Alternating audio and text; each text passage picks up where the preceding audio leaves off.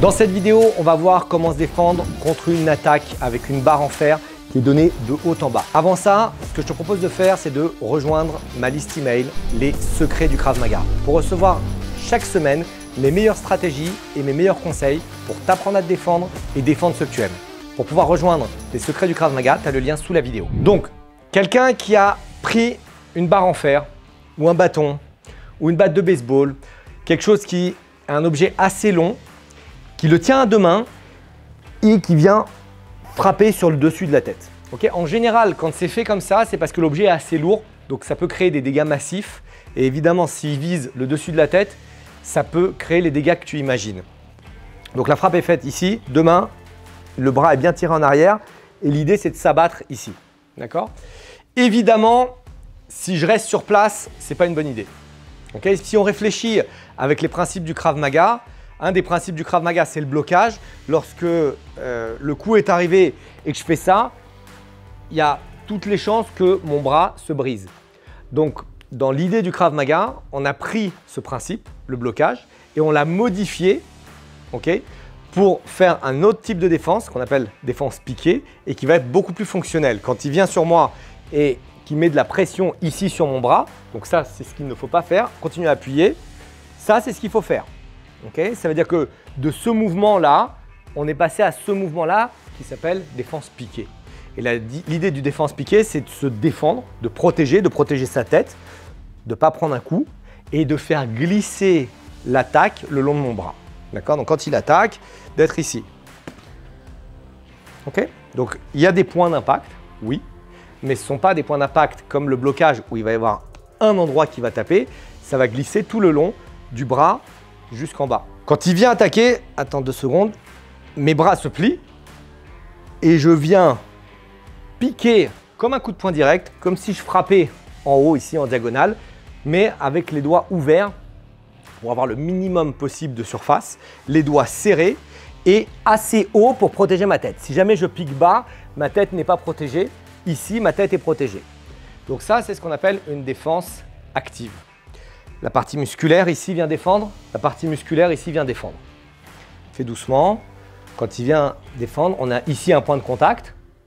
Ma tête est baissée, il continue à avancer, mon bras est tendu, mon coude est vers le bas, mon petit doigt est vers le bas et ma tête est protégée. Associé à cette défense active, on va faire une défense dynamique. C'est-à-dire quand il attaque de haut en bas, je vais sortir complètement de l'axe. Pourquoi ? Parce que c'est un objet lourd. Donc peut-être que ma défense ne va pas être très efficace avec la main. On ne va pas prendre le risque en tout cas. Et c'est mieux de sortir de l'axe en même temps que je fais ma défense de bras. Et quand je sors de l'axe, si je suis complètement devant lui, mes 2 pieds sortent en avant et en diagonale. On essaye de ne pas laisser un pied ici parce que s'il frappe et que j'ai défendu mais que un objet lourd vient frapper au niveau du mollet, ce n'est pas idéal. Donc je sors complètement. Et on mélange les deux.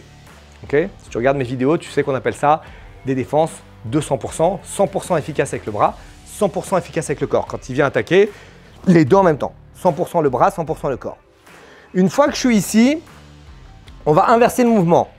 Mon bras vient saisir ici et l'autre bras vient en garde au niveau du visage pour frapper dans sa tête. Donc la première contre-attaque, elle vient assez tard, mais on n'a pas d'autre choix. L'idée, c'est de ne pas prendre le coup de bâton en pleine tête et l'idée, c'est de se rapprocher de lui. L'idée, c'est de contrôler son bras et après de contre-attaquer dès qu'on peut. Donc on a tous ces mouvements qui viennent se mélanger. Si tu réattaques, défense de bras, défense de corps. Lui, il est plutôt bas parce que son arme, elle est lourde. Je viens bloquer pour pas que l'arme retombe sur moi et frapper au visage. Je frappe une fois, je peux frapper une deuxième fois et après contrôler l'arme. D'accord ? Je contrôle l'arme comme ça, c'est plus difficile pour lui de continuer à combattre. Et quand moi, je vais commencer à frapper dans les parties génitales, il est possible qu'il lâche l'arme et du coup, j'ai déjà fait le désarmement. D'accord ?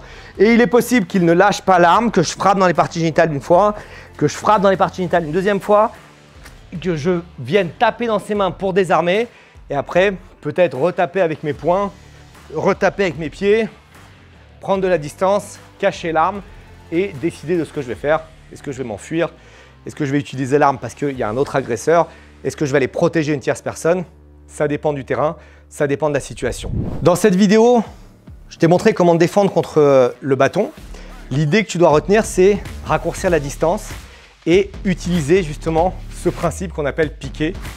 Et c'est très important de comprendre le Krav Maga avec les principes de blocage, les principes de redirection, piqué, déviation, surtout si un jour tu as envie d'instruire le Krav Maga.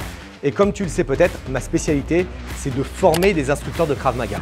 Donc si tu as déjà 3 ou 4 ans d'arts martiaux, principalement arts martiaux avec des percussions, la boxe, boxe anglaise, boxe thaïlandaise, karaté, etc., eh bien tu es éligible pour devenir instructeur de Krav Maga et pour pouvoir ouvrir un centre Krav Maga global dans ta région. Si tu as envie de déposer ta candidature, tu as le lien sous la vidéo.